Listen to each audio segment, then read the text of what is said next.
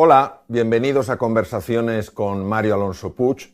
Hoy vamos a tener una sesión muy interesante, una conversación con una gran amiga y vamos a explorar el tema de las emociones.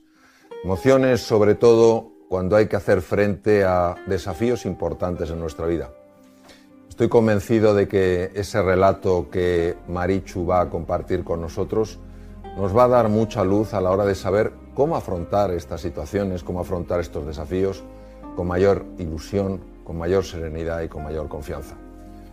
Hola Marichu. Hola Mario, muchas gracias por invitarme a charlar contigo. No, yo estoy encantado. Sabes que te tengo mucho cariño a ti y a tu familia y me parece que la historia que compartiste conmigo y bueno, las distintas etapas pueden, como comentaba en la introducción, ayudar a muchas personas a saber cómo hacer frente a momentos que ocurren en la vida de cualquier ser humano y que muchas veces no sabemos cómo afrontarlos. Yo suelo decir, bueno, es un dicho antiguo que viene de la lingüística aplicada, ¿no? Que el mapa no es el territorio, es decir, que a veces cuando uno tiene que transitar por este tipo de circunstancias o de situaciones, pues obviamente tener un mapa no te da todas las respuestas. Sin embargo, sí te da mucha claridad mental, elimina dudas, elimina temores, te ayuda a saber por dónde ir, por dónde no ir, etcétera, etcétera. Entonces, cuéntanos un poquito esa historia tan interesante, tan apasionante de superación cuando os encontrasteis con tu marido y tú con ese desafío. Pues bueno, el desafío, por introducirlo, gira en torno a la infertilidad, pero es cierto que al final todas las fases emocionales por las que se transita a lo largo de la infertilidad se pueden aplicar a muchísimos otros desafíos vitales. Entonces, nada, nuestra historia empieza como la de mucha otra gente, que es que nosotros nos casamos y con toda la ilusión del mundo abordamos ese plan de vida que teníamos y esa vocación de formar una familia. Y cuando lo intentamos vemos que el tiempo va pasando y que no lo conseguimos, y entonces nuestros médicos de toda la vida pues, nos comunican que vamos a necesitar apoyo de especialistas y que tenemos que iniciar una serie de tratamientos médicos para conseguirlo. Entonces, bueno, en este punto es cierto que nosotros, pues un poco también en la ignorancia y la ilusión, sobre todo, lo afrontamos con mucha esperanza y con muchas ganas, pero muchísimas otras personas que transitan por esto ya en ese punto en el que te das cuenta de que no puedes tener niños y vas a necesitar ayuda para conseguirlo, te hundes y es como una debacle ingestionable. Entonces aquí es como una ruptura, como una catarsis en la vida y en todo el plan que te habías montado de vida. Entonces, bueno, pues entran emociones como la ansiedad, bueno, el miedo, ¿no? El estrés, el pánico por que de repente tus planes no se cumplan. Aquí, bueno, ¿qué nos puedes contar tú de un acontecimiento así que de repente irrumpe en una vida idílica, además en un momento tan precioso como es el de unos recién casados? Bueno, yo creo que aquí yo pondría sobre todo en valor ciertas cosas. La enorme ilusión que teníais por tener a vuestro hijo. O sea, no es lo mismo que algo te haga ilusión a que te haga una tremenda ilusión. Claro. Eso es lo primero. En segundo lugar, pues algo que es natural, es decir, dos personas jóvenes que se quieren entrañablemente, que quieren tener su propia familia, pues en principio parece que lo lógico, lo natural, lo esperable, sea que eso no tenga ninguna dificultad, ningún problema. Yo creo que esto es una cosa que nos pasa mucho a los seres humanos. Marichu, nos enfocamos solo en lo que nos parece razonable, en lo que nos parece lógico. Lo lógico es que una persona joven pues no tenga, por ejemplo, aunque sea una situación diferente a la que estamos hablando, no tenga una enfermedad. Nos parece más lógico que tenga la enfermedad una persona pues mucho más mayor. Nos parece lógico que unas personas tan jóvenes pues puedan tener enseguida, porque lo desean ardientemente, un hijo. Nos parece más lógico que personas con edad más avanzada no lo tengan, ¿no? Y yo creo que a veces nuestra lógica sencillamente se hace añicos. Yo no diría que hay alguna grietecilla, se hace añicos. Y claro, ante esa sensación de ruptura interior, pues lógicamente nos quedamos de entrada en shock, ¿no? Y esto nos pasa a todos, ¿no? Yo en mi época de cirujano que tuve que dar, pues lógicamente muchos diagnósticos difíciles, pues claro, lógicamente a la persona de repente se le hace añicos su mundo, ¿no? Ahora, yo creo que hay una cosa muy interesante para explorar, que es pues como el ave fénix. El ave fénix en realidad emerge de las cenizas. Los seres humanos, aunque nos hagamos añicos, tenemos algo tan especial que puede emerger una fuerza verdaderamente transformadora. Y este mensaje, específicamente lo que tú comentas, es muy importante porque en España hay aproximadamente unas 800.000 parejas que quieren tener hijos y tienen dificultades para tener hijos. Y claro, para ellos es muy importante esa familia. Por eso a mí me gustaría, a partir de ese momento, para sacar juntos algunas reflexiones, cómo evoluciona el tema. Es decir, de repente esa ilusión por tener hijos se hace añicos. ¿Qué sucede a partir de ahí? Pues en nuestro caso iniciamos los tratamientos por recomendación médica y es verdad que a medida que se fueron sucediendo no fue bien y entonces no hacíamos más que recibir negativo tras negativo tras negativo y entonces ahí ya literalmente te encierras en una burbuja súper hermética tanto a nivel social como a nivel emocional porque es tal el agobio y el pozo negro en el que te hundes que eres completamente incapaz de afrontar nada de lo que te rodea. Entonces es un desgaste físico súper potente, por supuesto, por la medicación y todo lo que ello conlleva, un desgaste económico también increíble porque los tratamientos son carísimos, de hecho no mucha gente se los puede permitir, y un desgaste emocional, por supuesto, horrible, porque en cada oportunidad pones toda la ilusión del mundo porque es tu bebé, o sea, al final es un proyecto que implica buscar a tu bebé, que qué sueño hay más legítimo, ¿no? que tener un bebé. Entonces, claro, cada vez que eso fracasa, la caída es tremenda, es brutal, y eso pues conlleva pues un aislamiento social bestial, tanto en parte por el tabú que hay tan enorme en torno a este tema como por el hecho de no poder gestionar embarazos ajenos o no poder gestionar problemas de amigos porque no puedes ser un apoyo en esos momentos para ellos. También el sentimiento de culpabilidad precisamente por no poder estar en esa sociedad y en esa familia porque eres completamente incapaz de gestionar lo que te pasa a ti por dentro. Entonces, bueno, la primera gran fase, digamos que es esa, que es, yo la describo como un pozo muy negro y una burbuja de aislamiento tremenda. A mí de lo que dices me gustaría extraer unas pequeñas piezas para explorar. La primera es, me da la sensación que es una sensación como de montaña rusa. En la montaña rusa subes muy alto y bajas mucho, subes y bajas. Entonces cuando uno sube a una montaña rusa lo hace sabiendo pues, que quiere esas emociones fuertes. Pero fíjate, tú hablas de que tienes muchísima ilusión. De repente no es que te baje un poquito la ilusión, es que se desploma. Y tienes que volver a retomar esa ilusión. Y de nuevo se desploma. Y de nuevo vuelves a tomar esa ilusión porque es natural, porque lo deseas ardientemente, es un anhelo y se vuelve a desplomar. Entonces, claro, llega un momento en el que describes que te vas agotando emocionalmente, físicamente, psicológicamente. Esto es muy frecuente de ver y esto es característico de lo que se llama el estrés crónico. El estrés crónico o distrés es una situación en la cual la persona tiene como un momento de pico, cae y tiene otra vez que volver y cae otra vez y volver para arriba y cae otra vez sin que haya episodios de recuperación, porque muchas veces es un intento detrás de otro, ¿no? Y esto hasta los seres humanos más fuertes físicamente, psicológicamente y emocional les produce un desgaste. Lo que nosotros vamos a ir explorando a medida que avancemos en esta conversación, Marichu, es cómo reducir ese desgaste.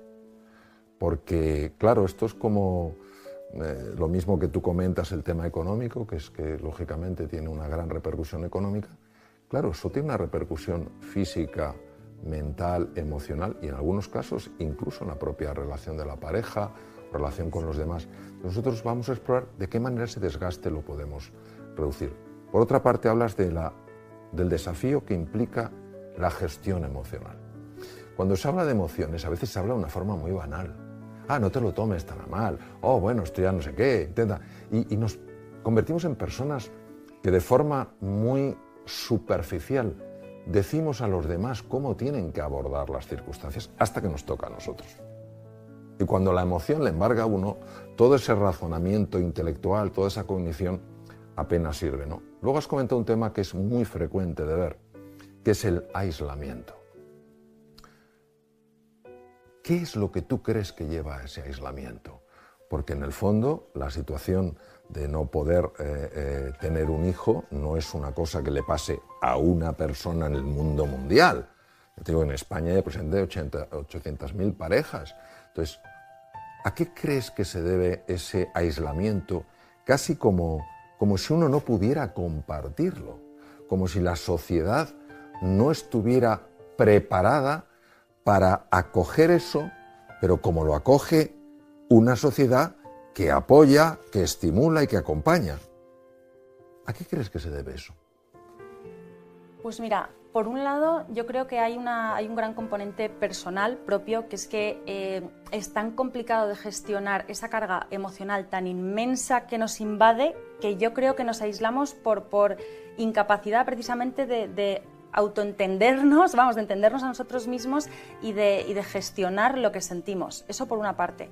Por otra parte, es cierto que, aunque es un tema muy frecuente, es un tema que se comenta poco, y de hecho es que hay un tabú que hay que romper, porque efectivamente es que es muy frecuente y no pasa nada y hay que naturalizar y exteriorizar, pero el caso, la realidad es que no se hace. No sé por qué motivos, no sé si es una cuestión histórica, si hay un componente a lo mejor de orgullo asociado, igual de virilidad, de feminidad, o no lo sé, puede ser.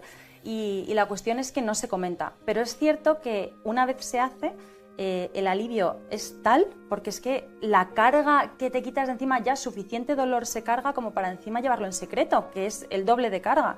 Entonces es cierto que el alivio es tremendo, pero sí que se ha visto que aunque hay muchísimas personas que por supuesto reaccionan con empatía y están dispuestas, como bien dices, a acompañar y a acoger, pues oye, como se ha hecho siempre en la familia, ¿no? Y entre los amigos, precisamente por esa falta de conocimiento y por ese tabú, hay mucha gente que no sabe reaccionar porque no es capaz de comprender la magnitud de lo que está sufriendo una persona que sufre esto. Y a veces pues las reacciones que nos encontramos no son las esperadas y a lo mejor son más frívolas, con frases hechas que igual pues pueden causar dolor, como pues igual es que no estás preparada para ser madre, o quien algo quiere algo le cuesta, comentarios así que pueden causar incluso más dolor. Entonces también en parte por eso es aislamiento, porque hay personas que igual no se sienten preparadas en su entorno a exteriorizar por miedo a estas reacciones. Yo creo que eso que comentas tiene una enorme importancia por varias razones. El aislamiento es la peor estrategia que los seres humanos podemos seguir cuando estamos envueltos en una tormenta emocional de esas características. La pregunta es ¿por qué nos aislamos? Y muchas veces nos aislamos porque nos sentimos pequeños, nos sentimos frágiles y llegamos a pensar, y esto es condicionamiento social y cultural de muchísimo tiempo atrás, como que hay algo en nosotros que es defectuoso. Como que hay algo en nosotros que no es como debería de ser. Freud hablaba mucho del super yo, decía de esta especie como de imagen mental anclada en el inconsciente, deberías ser, tendrías que. Y todo eso genera mucha tensión. Entonces, cuando una persona se siente empequeñecida, aunque siga siendo igual de grande, porque que una mujer o una pareja tenga un hijo o no lo tenga no hace a esa pareja más grande o menos grande, la grandeza la lleva el ser humano, como suelo decir yo, puesta, ¿no? desde que nace.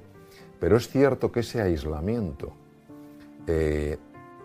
tiene bastantes inconvenientes. El primer inconveniente efectivamente es que un dolor llevado en silencio es un dolor mucho más intenso.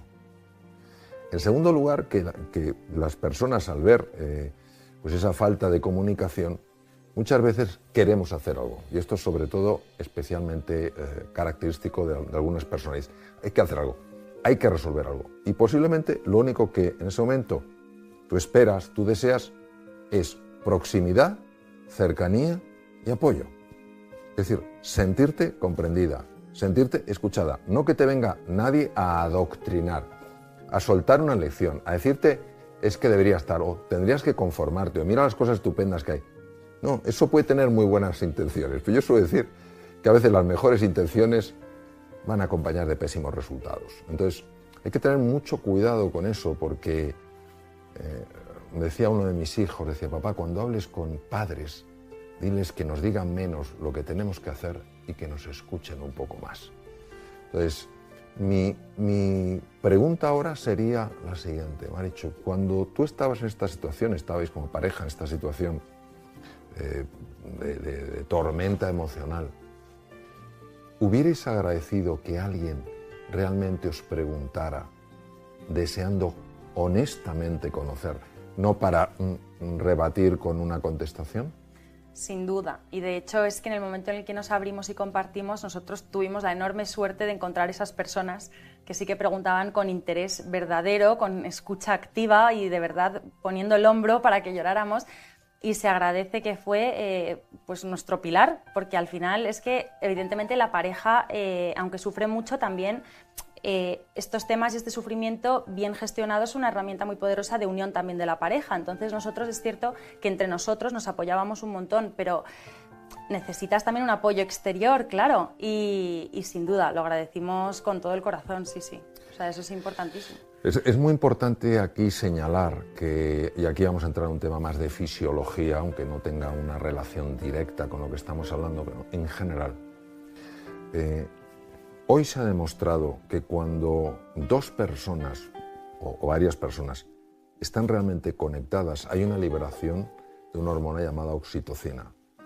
La oxitocina, que es muy conocida por su papel en el parto y en la lactación, es ahora muy bien conocida en todo lo que tiene que ver con la salud del organismo.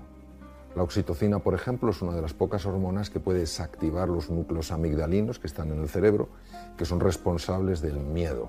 En estas situaciones muchas veces hay un miedo que acompaña. También se ha demostrado que hay una rama, se llama el vago anterior, que se activa especialmente cuando las personas se sienten apoyadas. Dices, un hombro, a lo mejor un hombro para apoyarte o un hombro en el que llorar, pero no un hombro que te esté dando una teoría de cómo deberías sentirte o no. Te sientes como te sientes. ¿Por qué? Porque cada uno tiene su vida, ¿no?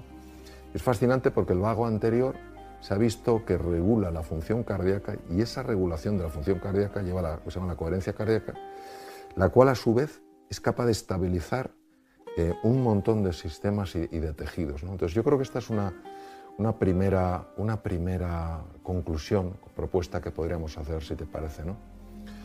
Cuando te encuentres con un obstáculo en la vida, primero, recuerda que no eres la única persona que está experimentando esto. El famoso mal de muchos, consuelo de tontos, no es correcto. Es mal de muchos, consuelo de todos, pero no en el sentido que te consuele el mal de los demás, es que no te sientes tan solo, puedes compartirlo. Si yo creo que solo me pasa a mí, me va a dar vergüenza. Yo soy el rarito, soy la rarita, pues no lo comparto. Entonces, primero la importancia de compartir, porque el aislamiento genera muchísima tensión, aumenta el sufrimiento y no resuelve nada.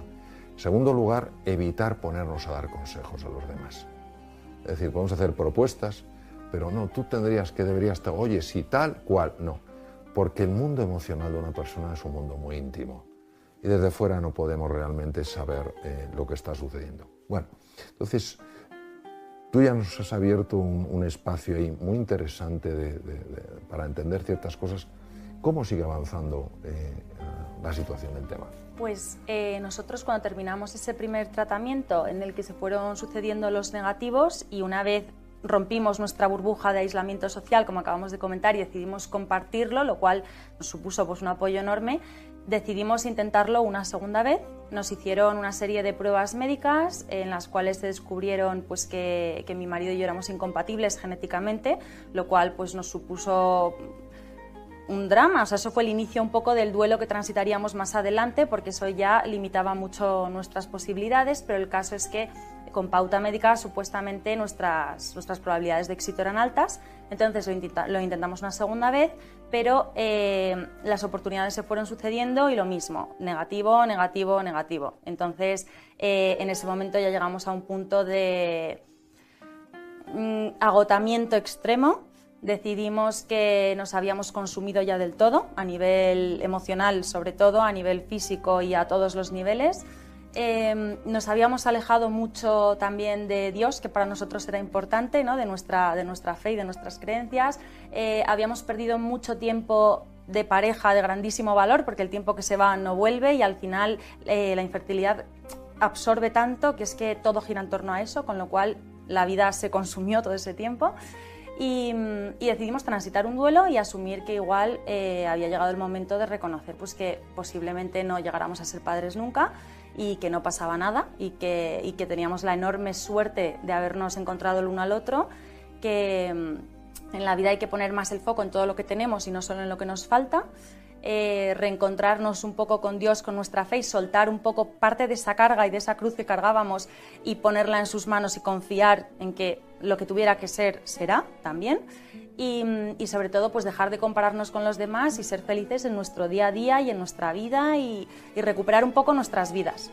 Entonces ese fue un periodo un poco de duelo en el que crecimos muchísimo. Yo siempre digo que no he sido nunca en toda mi vida más feliz que en esa etapa.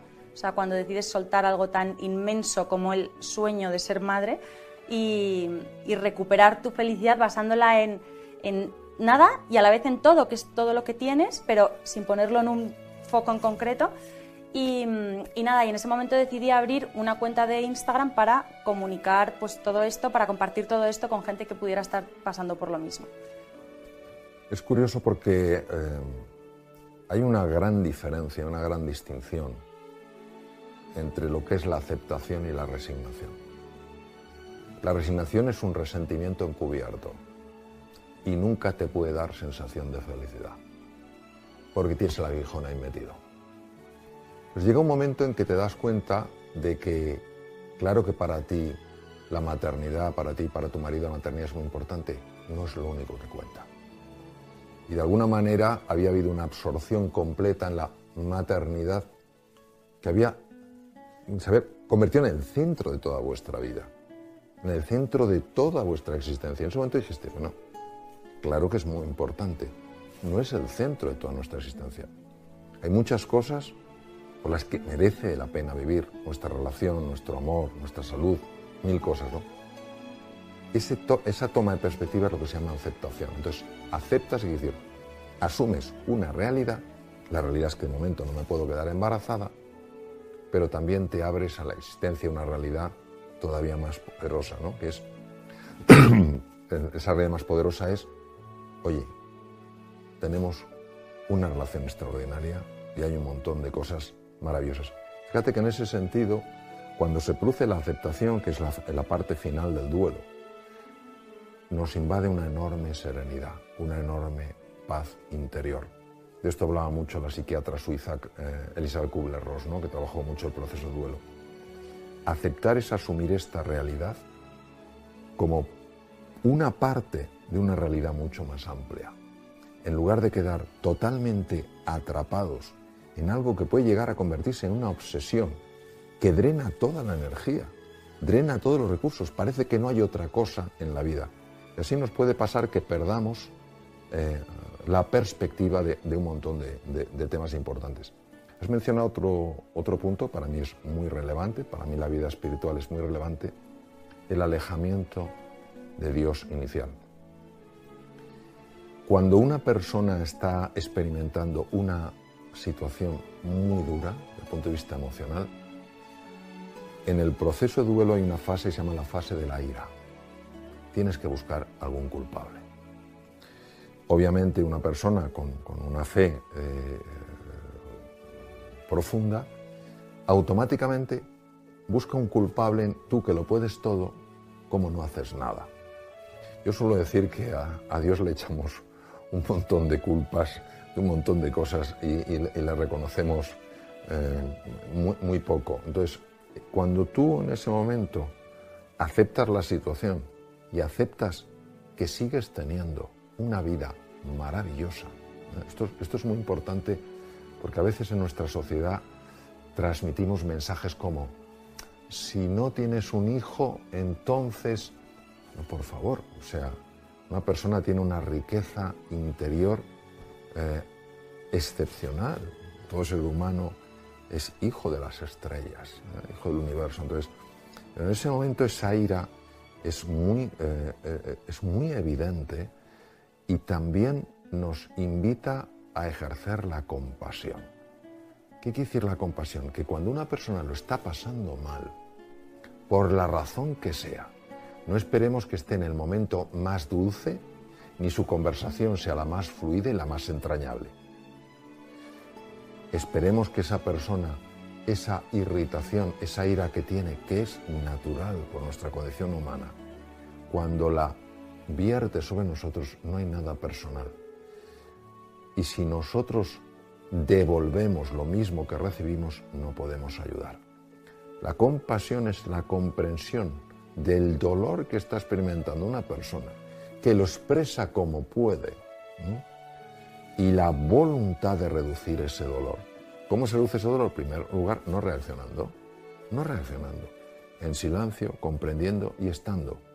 Y la propia persona que de alguna manera está proyectando esa tensión que siente, cuando se encuentra con alguien que está dispuesto a estar con ella, como un compañero de viaje, como una compañera de viaje, sin juzgar, sin rebatir, sino simplemente estando, eso tiene un poder transformador absolutamente excepcional, porque esa es la forma más elevada de amor. Es un amor sin condiciones, es un amor gratuito. Yo no te amo porque te portes como me gustaría que te portaras. Te amo porque es el mejor regalo que te puedo dar, ¿no? Entonces, llega un momento en que se produce esa aceptación. Esto yo lo he visto mucho en el campo de la cirugía, cuando ha habido enfermos que por fin han aceptado su enfermedad. Y es muy interesante en esto, Marichu, recalcar lo siguiente. Cuando una persona está en el proceso de duelo, en la parte de resentimiento, ira o miedo, su sistema de defensa no funciona bien. Su eje de estrés está activado. No pasa nada si se activa, pero cuando uno se queda estancado en el proceso de duelo, entonces eso sí se deteriora. Cuando uno acepta, es curioso porque hay cambios muy profundos hormonales, por eso para los médicos, sobre todo en mi época en la que ejercía la cirugía clínica, muy importante que aceptaran la enfermedad, en este caso, estamos hablando de enfermedades, porque su organismo responde con mucha más violencia contra el agente agresivo. Entonces, llega un momento que se produce la aceptación, llega un momento en que tú tienes una experiencia de felicidad que me imagino que te sorprendería, porque claro, después de ese caer en ese bache, en esa oscuridad en la que podemos caer obviamente todos por mil razones, de repente ver esa luz, eso te tendría que sorprender, ¿no? Bueno, muchísimo, claro. De hecho, tanto que precisamente por eso abrí una cuenta de Instagram para compartirlo, porque dije, es que esto puede ayudar mucho. Puede ayudar muchísimo a mucha gente que se haya quedado estancada en esa fase de ira que comentas, en esa fase de dolor tan enorme. Entonces abrí un perfil para, pues un poco en parte para romper el tabú y naturalizar este tema que nos afecta a tantos, y en parte también para ayudar precisamente y compartir nuestro proceso por si alguien le pudiera dar ese empujón, porque efectivamente se puede ser feliz en el sufrimiento después de aceptarlo. Y entonces en ese proceso y hablando con gente, por un lado se nos abrió el camino de la adopción.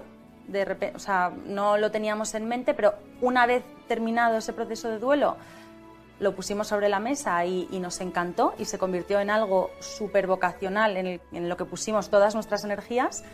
Y más adelante, cuando ya llevábamos una gran parte del proceso avanzado, unas chicas en la cuenta nos descubrieron la naprotecnología, que es otro tipo de tratamiento médico para, bueno, que busca lograr el embarazo natural mediante son médicos que curan las causas, ¿no?, que generan esa infertilidad, muy especializados en fertilidad. Y aunque al principio es cierto que nos mostramos muy reticentes, porque al final en el mundo de la infertilidad y en general de cualquier vulnerabilidad humana hay mucho aprovechado y mucho truquito, al final investigamos, nos gustó y nos pusimos en manos también de la naprotecnología.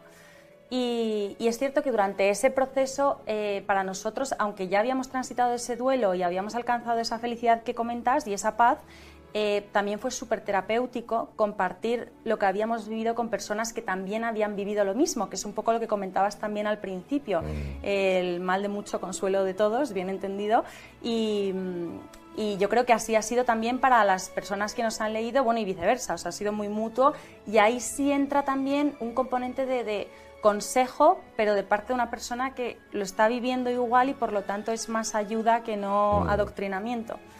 Sí. Hay un tema muy sorprendente y relevante a la vez que, desde mi punto de vista, precioso, es que llega un momento en que sentís esa vocación, esa llamada para compartir con una doble finalidad. La primera finalidad es quitar ese tabú. O sea, no es fácil cuando hay un tabú que alguien diga, esto me está pasando a mí. Esto lo hemos visto muchísimo con el tema de muchos temas de situaciones psicológicas, ansiedad, depresión. Parece que una persona que va al psicólogo, al psiquiatra, madre mía, pobrecito. No. O sea, ¿quién no va a pasar por momentos de dificultad? ¿Quién no va a pasar por momentos de dificultad? ¿Quién no va a necesitar apoyo en algún momento, sea de un familiar, sea de un profesional? Entonces, primero esa valentía, honestamente, Marichu, esa valentía de decir, a mí me pasa. Lo abro. ¿Cuántas veces agradecemos que alguien nos muestre esa vulnerabilidad? Porque eso es valentía. En segundo lugar, el deseo de ayudar. O sea, es como aquella persona... Yo hace muchos años participé en un evento y teníamos que recorrer 1 kilómetro por un túnel con una simple vela, muy pocos, solo se podía ir andando en las Azores. Saber que hay luz al final del túnel. Saber que hay luz al final del túnel. Entonces, tú lo que has querido es llevar una velita encendida a personas que están en el túnel. No ya para decirles que hay luz al final del túnel, sino para que ellos lleven su propia luz y no tengan que estar tan angustiados con eso. Y qué cosa tan curiosa, como cuando quieres hacer algo para ayudar a los demás, te vuelve. Tú habías estado con distintos profesionales, la tecnología hoy en día es impresionante lo que hay, pues te habrás encontrado con personas más empáticas, con menos empáticas, pero nunca se te había ocurrido pues, otro abordaje terapéutico y resulta que te viene por tus deseos de compartir. Y esto a mí me parece verdaderamente fascinante. Cómo se abre un mundo de posibilidad cuando uno sencillamente abre su mundo, ¿no? Yo me imagino que esto te generaría muchísima sorpresa, asombro, ¿no? Sin duda, porque además, a medida que vamos avanzando en ese nuevo tratamiento médico, es cierto que el abordaje es mucho más de investigar las causas, ir al fondo de la cuestión y entonces van dando respuestas, lo cual también genera mucha paz porque vas comprendiendo de verdad lo que te pasa y no te quedas con esa sensación de, vale, asumo lo que me ha pasado, transito mi duelo, pero no comprendo bien del todo lo que ha pasado a nivel fisiológico. Y aquí sí. Entonces ya solo eso a nosotros nos daba mucha paz, aunque nosotros siguiéramos con nuestro proceso de adopción, porque nuestra vocación estaba puesta en adoptar a ese niño. Pero efectivamente lo más curioso fue que con ese tratamiento, y además la misma semana, que yo siempre digo que es que fue milagrosa, la misma semana que nos dieron la idoneidad para adoptar y que nos dijeron que podíamos adoptar perfectamente después de todo el proceso, que es muy largo, Claro. Me quedé embarazada con ese nuevo tratamiento y efectivamente descubierto a través de las mujeres de la cuenta que me siguen, bueno, y de los hombres, porque también hay algún hombre. Claro.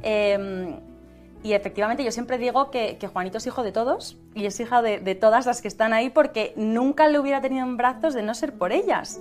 Pero efectivamente cuando yo abrí la cuenta es que no tenía ni idea de la existencia de ese tratamiento. Entonces efectivamente fue pues milagroso. Pues es que igual yo siempre pienso que igual Dios quiso que pasara por todo lo que pasé precisamente para que el desenlace fuera este.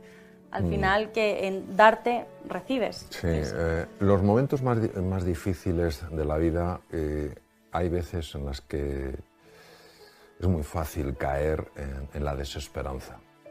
Sin embargo, también se puede abrir uno al misterio. Independientemente de que una persona tenga creencias religiosas o no, uno puede pensar que el universo es indiferente, le puede llamar como quiera, nosotros le llamamos Dios, le puede llamar universo, consciencia cósmica, el nombre no es lo importante es lo que representa. Y Albert Einstein decía que la pregunta más importante de la vida era una, porque dependiendo de cómo la contestaras vivías de una forma o de otra. La pregunta de Einstein es, ¿vivo en un universo hostil o en un universo amigable? Podemos añadir, ¿vivo en un universo hostil e indiferente o vivo en un universo amigable? Cuando uno considera que el universo es hostil, siempre está a la defensiva. ¿Por qué? Porque tiene miedo de que le den. Claro, es un universo con tal envergadura, ¿qué voy a hacer yo, pequeño mortal, ¿no? Si es indiferente, ¿qué más les da a mí? ¿Qué más le da mi sufrimiento? Pero si crees que es amigable, que no es hostil, que es amigable, no cabe duda que sigue unos principios, y uno de ellos es la generosidad en el compartir, la valentía, el que te importen los demás, y puedo utilizar los canales más sorprendentes para venir en tu ayuda, ¿no? Lo digo porque aquí vemos una aplicación preciosa del efecto beneficioso que puede tener una determinada utilización de las redes sociales, donde aquí no es buscando glamour, aquí no es buscando contar el sitio tan maravilloso en el que estás pasando a lo mejor unas vacaciones, sino que es ayudar a los demás. Y claro, al abrir ese abanico te puede llegar una información desde los sitios más impresionantes. Hay otro punto que me ha parecido notar cuando hablabas. Para ti fue muy importante que te dieran un porqué a lo que te pasaba. Da la sensación, y me corrige si me equivoco, que hasta ese momento se había estudiado alguna cosa, pero tú encontraste un nivel de hondura en el porqué que no estaba. Esto es importantísimo recalcarlo, porque el ser humano siempre está preguntándose por qué. Y hay porqués que no podemos contestar, pero sí podemos decir, hay una causa, no sé cuál es la causa, seguiré investigando, en lugar de decir, bueno, hasta aquí estamos, ¿no? Yo creo que que vosotros como pareja valorasteis mucho esa profundización en el por qué. ¿Es así? Sí, sin duda. Nosotros la impresión que nos había dado hasta la fecha es que se ponía mucho el foco en el objetivo, que era conseguir ese bebé, conseguir ese bebé, conseguir ese bebé, pero claro, tiene que haber una causa de base por la cual ese bebé de forma natural no llega, y eso es algo que inicialmente no se investigó bien, daban unas respuestas que supuestamente no justificaban esa infertilidad natural, y entonces a nosotros eso siempre nos dejó pues una cierta incomodidad, ¿no?, psicológica, porque bueno, habíamos transitado ese duelo y le habíamos dicho adiós a nuestro mayor sueño sin tampoco entender del todo, pero bueno, al final pues nos abandonamos y confiamos, y es cierto que al descubrir la naprotecnología sí, bueno, el objetivo principal es precisamente curar y sanar, no tanto conseguir ese bebé, sino que ese bebé es consecuencia de una sanación y de que se pone un tratamiento y una cura a todas las posibles causas de infertilidad que hay, y eso para nosotros fue fundamental, porque aunque tuviéramos el foco precisamente en la adopción, que estábamos en ese momento en el proceso, a nosotros mentalmente era una paz impagable saber y por fin entender qué era lo que estaba pasando y por qué había pasado todo lo que había pasado. Yo creo que tenemos que poner en valor, primero, que hay muchísimos profesionales en el campo de la reproducción asistida que son de primer nivel y ofrecen distintos tipos de abordajes. Algunos pueden ser más efectivos, otros menos, entonces el que funciona en vosotros, funciona en vosotros, en otras personas pueden funcionar otros abordajes, ¿no? Lo importante es que os llegó una información por un sitio absolutamente inesperado. Yo suelo decir algo que no es especialmente lúcido, pero a mí me sirve, que cuando el universo se pone en marcha, el impacto siempre es el siguiente: sorpresa, sobrecogimiento y gratitud. ¿Por qué? Porque no te lo esperas. Pero segundo, es algo tan brutal en su manifestación que te produce sobrecogimiento. Es decir, ¿cómo es posible que yo, queriendo ayudar y solo buscando ayudar, transmitiendo mi historia, abriéndome a los demás, haya sido además ayudada? Esto es un principio precioso del universo. La mente humana es la que es escasa el universo es abundante. ¿Por qué no vemos más abundancia? Porque ya nos encargamos nosotros de que esa abundancia no aparezca, ¿no? Fíjate qué cosa más bonita, o sea, ayudaste, porque sin duda hay muchas personas, hombres y mujeres, a los que les has ayudado con tu historia y les estás ayudando en este momento. Es que además has sido ayudada. Esto es maravilloso porque yo no he visto mayores win-win que los que orquesta el universo. Y por eso produce esa gratitud. Porque en el momento más inesperado emerge algo totalmente extraordinario. Por eso personalmente creo que los milagros existen. ¿Qué es un milagro? Un milagro es aquello que rompe lo que es la lógica que los seres humanos manejamos. Y que no es la única lógica. La lógica del universo es infinitamente más grande que la lógica humana. Nosotros podríamos acceder a ella, pero como somos muchas veces tan soberbios, tan prepotentes, tan arrogantes, en fin, pues nos cuesta, ¿no? Bueno, y entonces os enteráis, Juan y tú, de que estáis ya esperando a Juanito.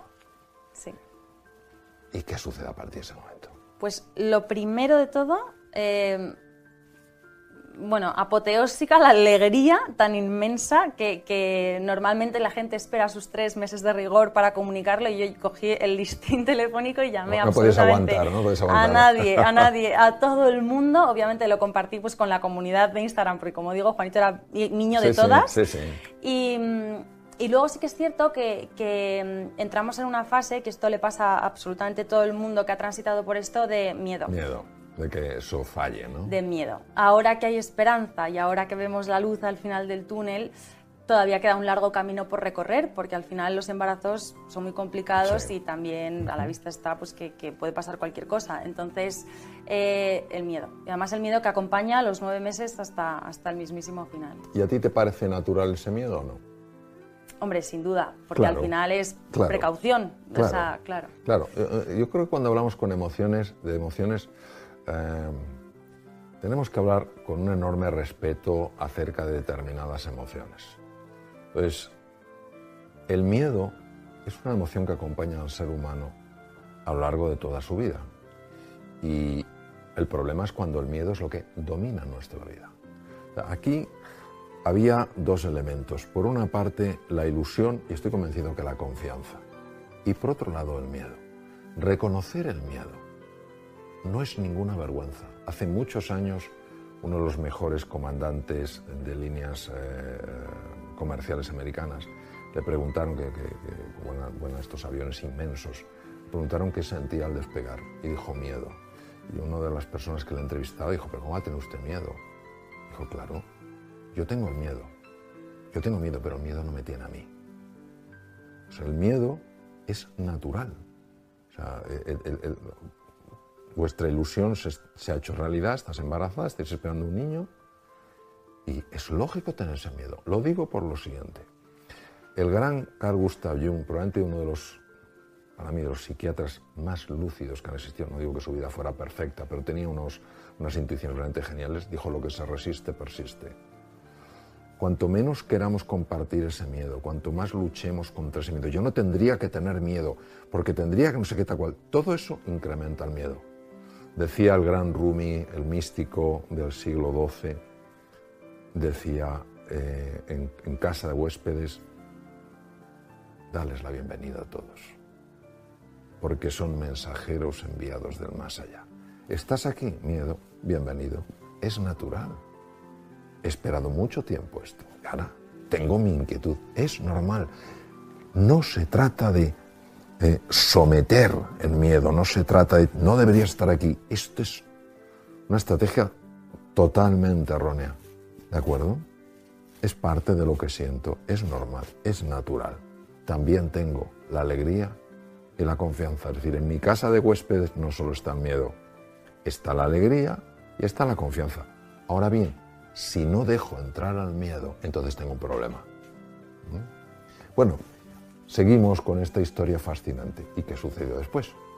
Pues que por suerte todo fue muy bien. Es cierto que llevamos un control médico muy exhaustivo, al principio durante todo el primer trimestre semanal, luego todo el embarazo pues ya más natural y nada, y que al final fue un parto muy feliz, fue una cesárea, no llegó a ser un parto vaginal, pero fenomenal. y ahora con Juanito en brazos, una maravilla. Y una vez más vuelve un poco ese miedo, ese mismo miedo, porque al final la infertilidad yo creo que es algo que no terminamos de decirle adiós nunca, porque aparte de que se queda la huella, ¿no?, y las secuelas de todo lo vivido hasta el momento, persiste ese miedo, pues porque ahora igual, pues si Dios quiere, nos encantaría el hermanito. Entonces, quién sabe, ¿no?, lo que puede pasar. Supuestamente estamos curados, pero claro, como ya hemos vivido todo lo que hemos vivido, el miedo a volver otra vez a caer en lo mismo, y ya no solo que las cosas vayan mal, sino a dar como marcha atrás. Y bueno, pero con ilusión y evidentemente pues con otro enfoque, porque al final nuestro milagro está aquí y estamos plenísimamente agradecidos, sin duda. Y bueno, pues es una mezcla de emociones de todo tipo. Bueno, y creo que además dos puntos muy interesantes. Primero, nosotros tenemos dos ejes, ¿no? El eje del estrés, ¿no?, y el eje que tiene que ver con la reproducción. Esto es importantísimo de conocer. Cuando el eje de estrés está demasiado activo o crónicamente activo, bloquea el otro eje. Pues una de las cosas, no es nada raro conocer otras situaciones diferentes de la tuya, pero de parejas a lo mejor que estaban muy tensas, han relajado y en ese momento se han quedado. Yo creo que nosotros tenemos que tener fundamentalmente una confianza en el futuro. Tenemos que tener confianza en el futuro. Tenemos que tener confianza, un poco como decía Einstein, porque él lo vivió así, que el universo es amigable. Que las cosas no nos pasan sencillamente para fastidiarnos. Que hay un proceso de aprendizaje, hay un proceso de crecimiento, de evolución. El miedo va a aparecer en nuestras vidas. Lo importante es que no sea el que domine nuestra vida, es decir, que no seamos personas que vivamos asustadas. Porque si vivimos asustados, no podremos vivir la vida, ¿no? Y luego tener confianza y estar, lógicamente, enfocados en un objetivo, no apegados al objetivo. O sea, ¿cuántas veces no habré conocido yo, hablando con distintas personas, apegados al objetivo? Solo existe ese objetivo y se va perdiendo todo el proceso. Cuando yo alcance eso, seré feliz. No, la felicidad es un estado muy diferente al de alcanzar un objetivo. La felicidad es un estado del alma, un estado del ánimo. Y en ese estado del ánimo habrá momentos en los que estarás más alta, estaré más alto, momentos estaremos más bajo. Siempre tendremos una referencia. Es decir, ni lo más alto es soy el rey, la reina del mundo mundial, ni lo más bajo no soy nada. Sino que hay ese punto de decir, yo soy quien soy. Y quien soy vale la pena. Y nuestra relación vale la pena. Y si vienen más niños, bienvenidos. Iremos a por ellos. Nos enfocaremos en ellos.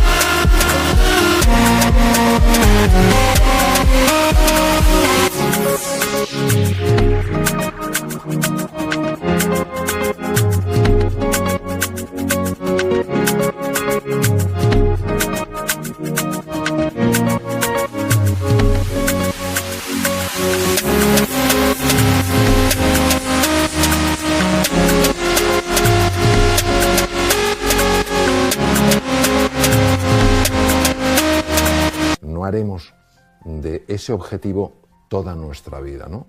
Y yo creo que esto es curioso porque cada vez sabemos más, conocemos mejor la increíble conexión que hay entre los procesos fisiológicos, los procesos mentales, los procesos afectivos y los procesos anímicos. Entonces, los griegos hablaban mucho de la ecuanimidad, ¿no?, como cualidad que nos permite mantener un determinado nivel de estabilidad. Es decir, ni caemos en la desesperanza, ni pensamos que todo es fuegos artificiales. Entendemos que la vida es desafiante, que tenemos que ir creciendo, que tenemos nuestras ilusiones, nuestros anhelos, que vamos a tener nuestros miedos, y que juntos podemos ir avanzando, compartiendo, como has hecho tú. Fíjate la importancia que tiene compartir. Yo soy un gran seguidor de Elisabeth Kubler-Ross. Elisabeth Kubler-Ross ganó el Premio Nobel de Medicina en 2009 por el descubrimiento de una enzima llamada la telomerasa. No fue la única, hubo un grupo en Nueva York también y el premio fue compartido. La telomerasa es una enzima muy curiosa porque se encarga de alargar los telómeros, que son unas estructuras en los extremos de los cromosomas que de alguna manera mantienen la configuración tridimensional del DNA, pues si no la célula no se puede reproducir. Elisabeth Kubler-Ross observó que mujeres, no en situación como la que hemos compartido, pero mujeres, por ejemplo, tenían que hacer frente a desafíos muy serios, solas, sin apoyo, tenían los telómeros muy cortitos y la cifra de telomerasa muy baja. Esto implica una expectativa de vida menor. Es decir, imaginemos que una persona de 80 y pico años tiene un telómero cortito. Estas mujeres, que eran mucho más jóvenes, tenían telómeros muy cortos, no correspondían a su edad. Cifras de telomeros muy bajas. Estas mujeres, en principio, su expectativa de vida era mucho menor de lo que correspondía. Ellas no se conocían. La doctora Elizabeth Blackburn, que fue la que ganó el Premio Nobel en 2009, las conectó, se hicieron amigas y pudieron compartir. Sentían que cuando estaban con otras personas solo les decían, hombre, pues tómate no sé qué, esto es, pues ofrécelo a no sé cuántos, pero no se sentían escuchadas. No conseguían encontrar a nadie que entendieran por lo que estaban pasando ellas. Sencillamente eso es la empatía. La empatía es estar al lado de tu corazón. No es darle una lección, es estar al lado de tu corazón. Entonces se hicieron muy amigas porque no se sentían solas, el problema de la soledad. Y creo que fueron 2 meses después, leí el estudio hace unos años, la doctora Blackburn les sacó sangre a todas ellas y todas tenían telómeros alargados, los que correspondían a su edad, y cifra de telomerasa normal. Es decir, no cabe duda que ese amor que parte de la empatía, es difícil amar si no se empatiza, tiene un efecto muy positivo. Y si lo tiene a nivel de los telómeros, lo puede tener, estamos hablando de estructuras que se descubrieron con microscopía electrónica, es decir, hablamos de estructuras muy finas, muy pequeñitas. Pues imagínate lo que puede ser en otras partes del cuerpo. Bueno, Marichu, llegamos al final de esta conversación, que desde luego ha sido muy agradable para mí. Darte las gracias porque has tenido esa generosidad inicialmente de compartir una situación que es muy íntima, muy personal, con muchas personas, con el deseo de ayudar. En segundo lugar, porque, bueno, irradias esa alegría, esa energía propia de aquellas personas que han descubierto lecciones muy importantes en su vida, ¿no? Y simplemente me gustaría que tú, pues si quieres añadir algo, pues que por favor lo añadas, porque yo creo que va a ser el final más bonito, que termines tú con tus palabras. Bueno, yo creo que, como bien has comentado hasta el momento, que además es fascinante escucharte, es importante compartir lo que vivimos, no desde el punto de vista siempre positivo y pletórico, sino lo que vivimos de verdad, porque todos somos humanos, y yo creo que efectivamente tenemos una realidad no tanto que atacar, sino que abrazar desde el punto de vista al final más vulnerable y más sencillo, porque la felicidad está ahí, efectivamente. Y nada, darte las gracias a ti también, porque siempre es un placer escucharte, porque se aprende muchísimo, y yo creo que es que has sido, has llegado a unas conclusiones fundamentales para cualquier persona que esté pasando por un momento difícil. Claro. Así que... Pues muchas gracias, Nacho. Gracias a ti.